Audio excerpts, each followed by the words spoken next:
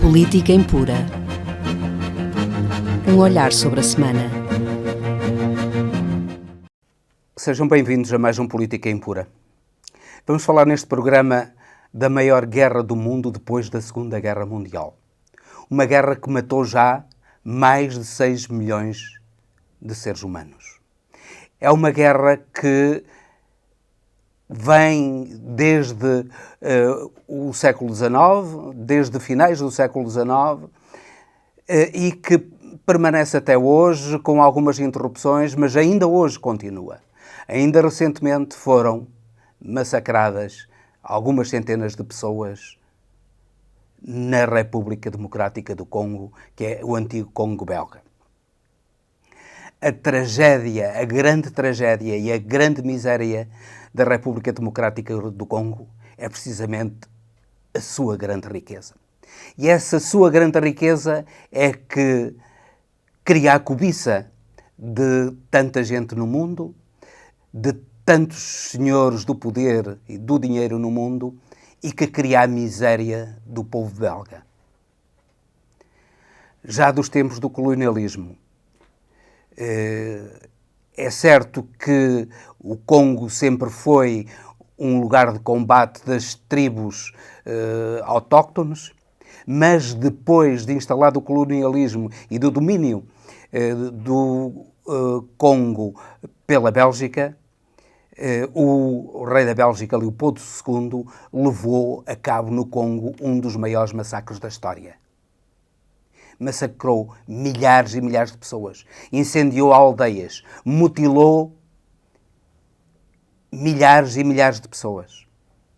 Tudo pela ganância do dinheiro que ele extraía criminosamente do Congo belga. E que utilizava nessa extração trabalho escravo. E qualquer escravo que cometesse aos olhos dos seus esbirros o mínimo deslize era logo ou assassinado ou mutilado. Depois do século XIX e depois da morte de Leopoldo II, a tragédia do Congo foi o domínio das grandes companhias. As grandes companhias puseram Mobutu, um verdadeiro criminoso em todos os aspectos, criminoso porque matava os seus adversários, matava as tribos adversárias, criminoso porque se apropriava da riqueza belga e era o real representante das empresas, particularmente de empresas mineiras americanas e belgas que extraíam a riqueza do Congo. Depois dos massacres dos anos 60, levados a cabo por Mobutu, nomeadamente através das lutas no Congo contra a suposta independência do Katanga, que foi maniatada pelos Estados Unidos da América e pela Bélgica. Depois disso, novamente em 96, com a queda de Mobutu, voltou a guerra civil, voltou um massacre de inúmeros cidadãos congoleses. Tudo por causa da riqueza do Congo, para se apropriarem da riqueza do Congo. O massacre continua hoje, particularmente na região de Ituri. Apesar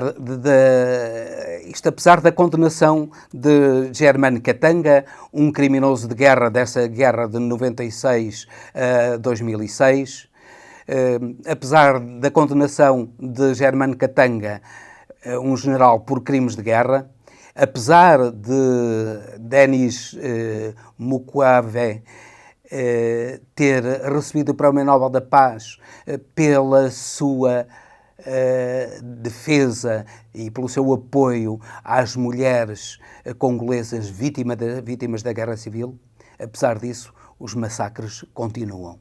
Parece que a riqueza do Congo não lhe permite viver em paz e prosperidade, porque a guerra continua e o Congo é, dentro de 186 países, um dos últimos dos países a nível mundial na riqueza que é, pelo menos, declarada e de que é beneficiada a população. O presidente Félix Tshisekedi, infelizmente, tem-se visto incapaz de se impor e de pôr fim aos massacres.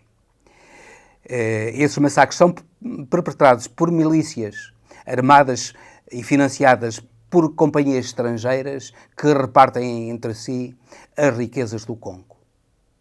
Infelizmente, a informação mundial, os órgãos de comunicação mundiais e a própria Organização das Nações Unidas não se têm manifestado como devia contra estes massacres. É importante que os órgãos de comunicação e que as Nações Unidas se manifestem contra estes massacres para que lhes ponham termo, sejam denunciados e lhes ponham termo, e os responsáveis, os verdadeiros responsáveis por isso, que são os grandes donos das grandes companhias que, no fundo, estão por detrás do financiamento e do armamento deste tipo de milícias, que eles próprios sejam condenados, porque, infelizmente, até hoje nunca o foram. Foram os seus mandaretes, mas eles nunca o foram. É importante que sejam denunciados e condenados pelas organizações internacionais, nomeadamente, se for necessário, pelo Tribunal Penal Internacional. Enquanto assim não for, o Congo continuará a ser um país de sofrimento e de miséria, apesar da sua imensa riqueza, apesar de poder viver em paz e em prosperidade. E com este apelo, que é simultaneamente um lamento, termino despedindo-me dos meus amigos. Até ao próximo Política Impura. Política Impura. Um olhar sobre a semana.